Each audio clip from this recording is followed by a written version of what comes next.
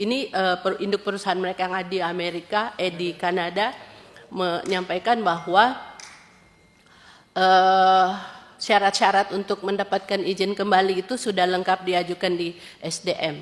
Itu catatan Ya. kita sampai ke SDM. Kemudian ada hal lain yang juga mungkin kami minta keberpihakan DPR RI Komisi 3 adalah Pak Hashim Joyo Adikusumo itu membeli 10% saham. Ya, ini sesuai dengan apa yang mereka lempar ke publik melalui website mereka.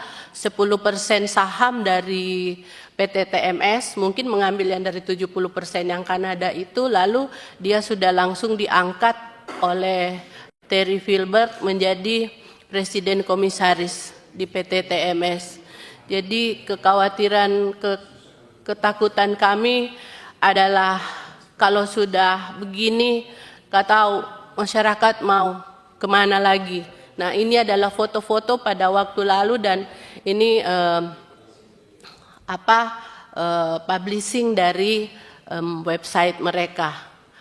Kemudian ada lagi yang satu, kenapa kami takut, kami sangat khawatir. Ya, kami mau mengadu ke sini bahwa Wakil Menteri Investasi yang namanya Todotuo Pasaribu adalah salah satu direktur dari PT TMS.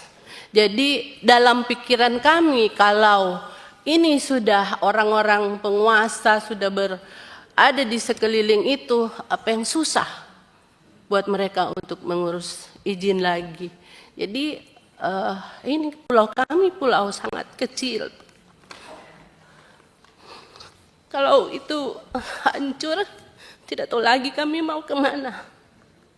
Dan kami sudah memilih hukum supaya masyarakat itu melihat orang Sangihe tidak mau anarki. Dan ketika rakyat menang, jaminan keadilan tidak ada. Jadi kenapa kami berharap Komisi 3, bahkan Polhukam di bawah pimpinan Pak Mahfud sudah ke sana. Di mana Polhukam menemukan banyak sekali kebohongan.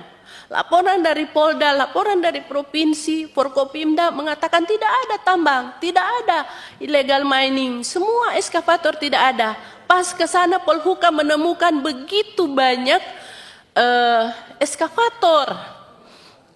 Ini baru beberapa hari lalu, tapi ada gambar Polhukam tidak ini ya. Banyak yang kami sudah lakukan. Bahkan Pak Mahfud waktu lalu sangat gencar menyatakan bahwa illegal mining di Sangihe, jadi pulaunya seperti ini. Mungkin yang tadi dikembalikan lagi, ada sedimentasi yang sangat parah, sekarang sudah sekitar 2 meter, lalu ada 3 penelitian yang belum terpublish, tetapi ada yang menyatakan bahwa airnya sudah tidak bagus, kemudian ikan-ikan juga sudah mulai terpengaruh, koral mulai memutih. Jadi ini kan hanya pulau kecil, jadi akan beredar dengan cepat kerusakan alam di sana. Jadi kalau tidak segera diantisipasi atau ditolong, kemudian TMS mendapatkan izin baru lagi dan melakukan pengeboman, entah kami harus berlindung di mana, kepada siapa lagi kami harus mengadu. Ada tadi nah ini bukti dari Polhukam, Pak Mahfud mengutus 3 orang ahlinya sampai di sana. Laporan dari Forkopimda di Sulut maupun di Sangihe menyatakan tidak ada illegal mining sudah ditindak, tapi di belakang kantor desa menemukan 7 eskavator yang disembunyikan. Sama dengan kejadian baru-baru ini, akhir Februari 2025 ini ada penertiban. Ya, ada penertiban yang dilakukan, saya tidak tahu itu dari Mabes atau dari Polda, tapi sehari sebelumnya eskavator yang bekerja di dalamnya disuruh keluar. Sudah disuruh keluar, lalu kemudian mereka datang hanya melakukan polis lain di pohon kelapa. Eskavator yang bisa kelihatan di jalan malah tidak di polis lain. Jadi masyarakat dipertontonkan oleh kemunafikan, kebohongan. Ini mau percaya bagaimana ini terhadap pemerintah atau penegak hukum kalau sudah seperti ini? Berarti kita dipaksa untuk anarki,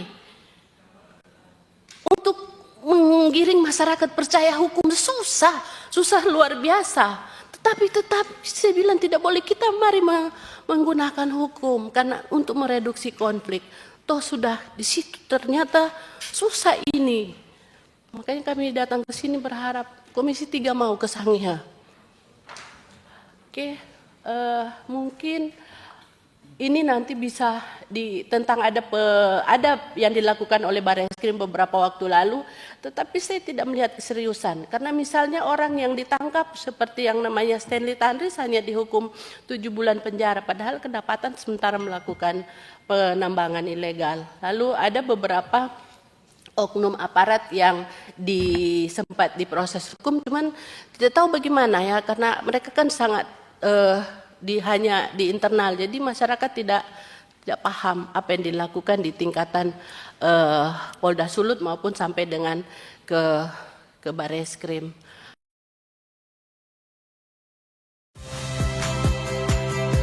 Saya Priska Clarissa. Saksikan program-program Kompas TV melalui siaran digital, pay TV, dan media streaming lainnya. Kompas TV, independen, terpercaya.